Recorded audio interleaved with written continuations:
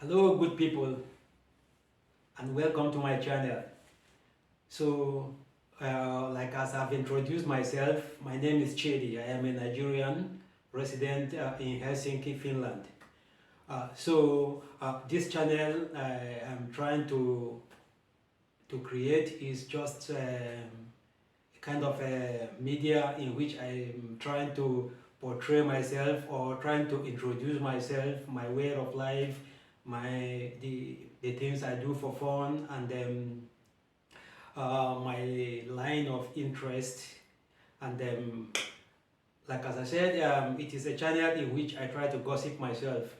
So I have intended to do a lot of things during this summer of the year 2023, but because of the mood in which I am presently, I have been so handicapped in the things I want to do, go around with my camera, trying to capture some images and then upload them into my YouTube channel just for entertainment, and there's nothing special about the things I want to do. So like as I have introduced my mom, this is my mom here, Mrs. Celine, and she is the motivating factor in these things I'm trying to do, or the life in which I'm living today. So I have introduced my family, being the second in a family of six. Surviving six children from the same mother and father. So in my previous video, I spoke about the incident that occurred to one of my brothers resident in Austria. So in which I tried to explain how he died.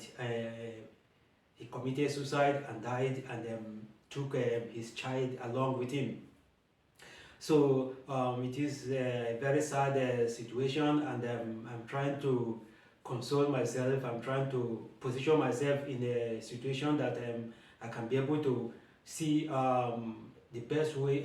Try to reach a solution that will, a solution that will actually give me peace in my mind. But the more I do that, the more confused I am because of the situation that is right now at hand. So the ugly side of it is that my brother his funeral was handled without my consent. And like as I tried to explain to my viewers in my previous videos, I have explained how it could have been easier for me to preside over the funeral arrangement of my brother, who is my junior, and being the second person in the family. If my senior brother is not able to go to Austria, I should have been the next person that should go there and do the necessary inquiries and preside over his funerals. And even if there is need to repatriate his body back to my country, I should be in position to do that. So my kid sister, who resides with her husband in Canada, went from Canada to Austria to bury my brother. Before even when I got information from her, my conclusion was that the funeral was completed before I got the news that my brother passed on. So then why that was happening is something that I wouldn't want to go deep into that, but I came to understand that my brother, the one that passed on, the one that committed suicide, has left the sum of 43,000 euros. So this money, he has instructed that this money should be used to make sure that he is taken back home. So, and that is what I feel that is. I don't want to directly say that it is because of the money that they were trying to, because I wouldn't want to play a role in any discussion about his finances or how much he left behind. I wouldn't want to partake in that because that is not the issue right now. the issue for me right now is to ignore that aspect of the money and then consult my other brothers if we cannot raise sufficient money to be able to repatriate the body of our deceased brother home. So we have to now make an alternative arrangement and come into agreement that he should be buried in Austria. But I know that my financial situation and that of my siblings joined together, we should be able to take our brother home for proper burial. So ignoring the fact that he have already put aside 43,000 euros, which is more than sufficient. 15% of that amount is enough to take his body home if we don't have to contribute.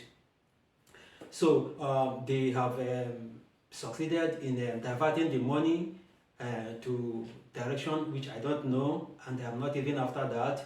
But I just want to make sure that my brother is taken back to Nigeria in accordance with his own request.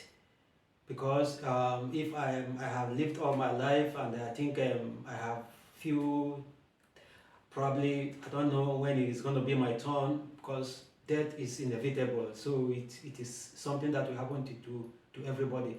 If I have left a will that I want my body to be taken to my country, and especially if I have saved up to that amount, it is a way of trying to accord some respect to me by making sure that my will is totally and completed, executed. So in this situation, I've been making inquiries from home to know what was the reason by which our brother was buried in a haste in a strange country. So according to the tradition of the Igbos, which from the part of Nigeria I come from, normally, like as I said, we don't bury our deceased abroad. Sometimes people belong to this kind of ethnic unions or tribal unions or whatever, and then in diaspora we have some Nigerian union here, clubs, members, and other things. So the important thing is that when we Africans find ourselves in some of these some foreign countries, we have some kind of gathering, either in terms of religion, Islam, Christianity, or club, age grade, all those kind of things, and then we belong to these social groups. So these social groups are the people that help to take care of our emergency situations, such as this case right now. So I was not in position to be able to say, does my brother belong to any of this kind of sect that will have been able to see that his needs are met. But even that apart, he has relatives who are financially being capable to be able to say that, yeah, we take responsibility of our brother's emergency needs without looking for alternative support from somewhere, from external means. So I would have wanted, in a situation whereby my relatives would have contacted me saying, yeah, we have this situation, emergency in Austria, could you just go there and find out? So I would have been able to make inquiries. Look, I have a list of all those things that are supposed to be done, to be able to see, yes, we have secured this body, and all those papers and all those documents are made, are obtained. Before then, we can then begin to look into the possibility of repatriating his body back to our country. So that was not done. So the next thing I was told that my brother has been buried in Austria. So that is going to be, this is, one thing that is about life is this: when we hear this kind of stories, when we see similar things like this happen, it is not because of people have the light, or is a kind of excitement for us to speak about our things that is happening around us, no matter how little it is. it could resonate with other people's type of, other people's situation, or probably we can just learn, we can just pick one or two experiences from whatever that is happening to other people, and then we can be able to reposition or put ourselves in preparation for similar things to happen to us at any point in time in our lives. So at this time, I'm saying this because I really have to have this kind of incident documented for future reference, and then to be able to make my points clear. So in a family where we have siblings that are growing up or that are able, situation like this emerges. Like if I have if I hear a news that my brother is he had a motor accident or something has happened to him and he requires help, he's somehow sick in the hospital, all I have to do is buy a ticket from Finland, where I'm living right now, to Austria. It's not far from here. So if I have to take a flight, it's about 200 euros. Like I said, 200 euros to Vienna. Under 2.5 hours, I'm already there. So I could be able to see my brother in hospital, see his situation, see what I can be able to do to assist him, and I will be in position to mobilize my other siblings and say, this guy's situation is critical, what can we do to help him? I will be able to call to my brother in UK, call my other brothers in Canada, and see what we can do.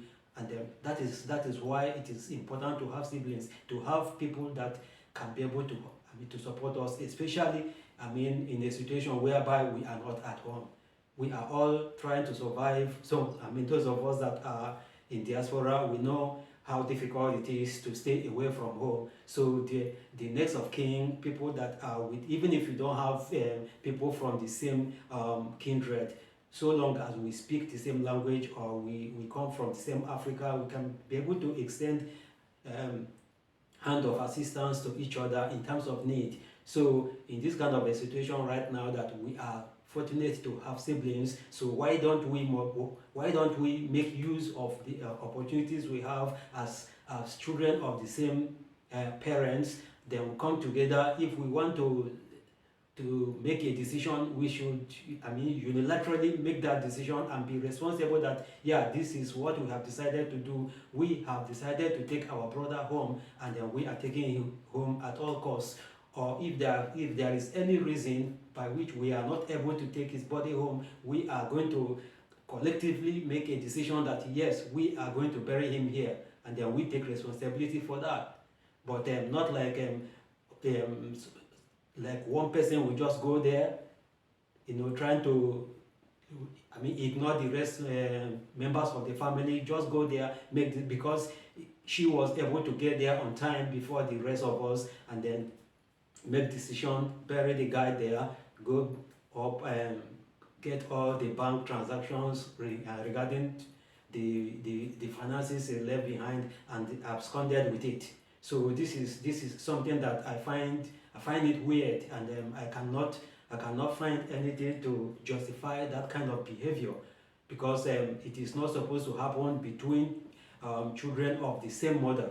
So abandoning our brother, our deceased brother abroad,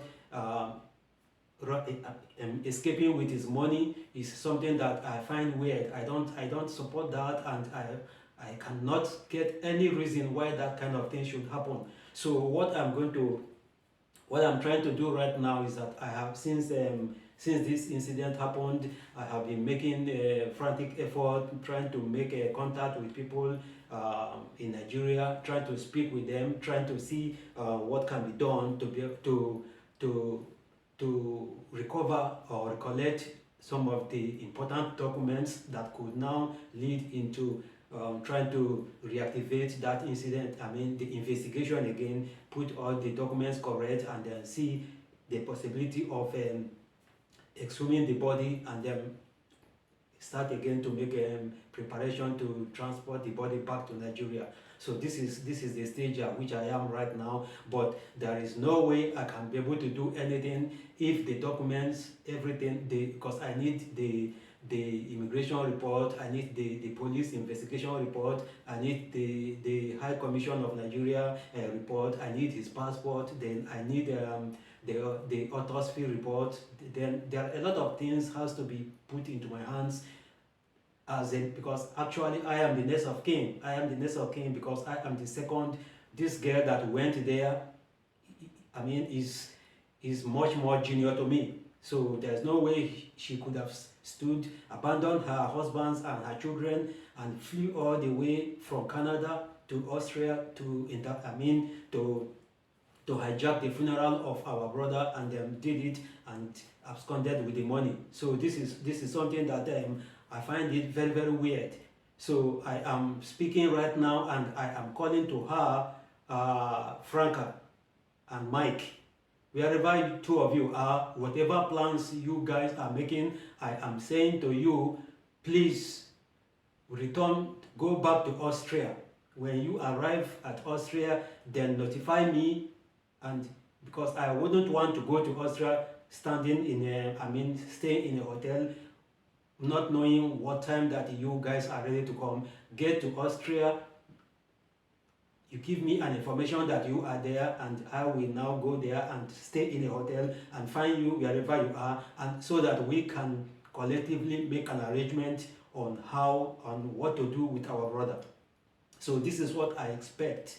So I am speaking right now. I am calling to Franca, who lives in Austria, in Canada, and Chinedu, who lives in Canada, and I am calling to Mike, who lives in Nigeria. The three of you, I'm calling all of you to please contact me and give me information, give me a mandate by which I am supposed to meet you in Austria, so that we can agree to repatriate our deceased brother back to Nigeria, or decide to, if it is not possible, if we can, for some reasons, if the municipal authority in that country for some reason cannot allow the exhumation of this body, then we can agree that we are going to abandon this guy in Austria. But it is not it is not completely written off that we can receive a permission to exhume his body and then repatriate him back to where he came from. So this is, I am still waiting for them to give me informations, and then to notify me what day they are going to Austria to wait for me. Because like as I said, from Helsinki to Austria is less than 2.5 hours. So I want them to return back to Austria with all the documents with which we are going to begin the reinvestigation on what happened to our brother, and then after that we can then begin to see the possibilities of having him completely buried there with the agreement of all of us, or have his body repatriated. I'm not interested in the money, because I thank God for whatever little things God is giving me to maintain and sustain myself. I'm not banking on the money that have involved another person's life, because apparently if a child's life is involved in this money, and then another gentleman's life is involved in it, it is not the kind of money I want to be part of. I don't want to soil my hands with that kind of blood money. So what we are supposed to do is to agree what we are going to do. From this money, we transport his body back to home, and then make a decent funeral for him. Whatever money that is left, we can then decide, either we give it out for charity, or we take it to the orphanage home, or whatever we want to do with it. But I am not going to put that $1 from that money. I am not going to put it into my own account, and I don't want to see myself benefiting from that kind of money. So this is my point right now, and this is what I want to share with my viewers. And it is so sad. It is making me I am feeling so emotional, and I'm feeling so disappointed with what I'm experiencing in things that ordinarily I wouldn't want that kind of a thing happening in a family, or that I am born in, or and then probably among my own brothers. I wouldn't want to see myself making that kind of decision and executing it without the consent and without the proper authorization from other members of my family, especially when it comes to this kind of a complex situation that involves life. So what they have done right now have it will have their consequences as far as the unity of the family is concerned. So this is what I want to share with my viewers. I will continue to investigate and continue to dig into it, and each time I have something about it, definitely I will be able to sit in front of my camera and have it documented for the purpose of sharing with my viewers. And I thank you for listening, and God bless. And I don't wish you the same.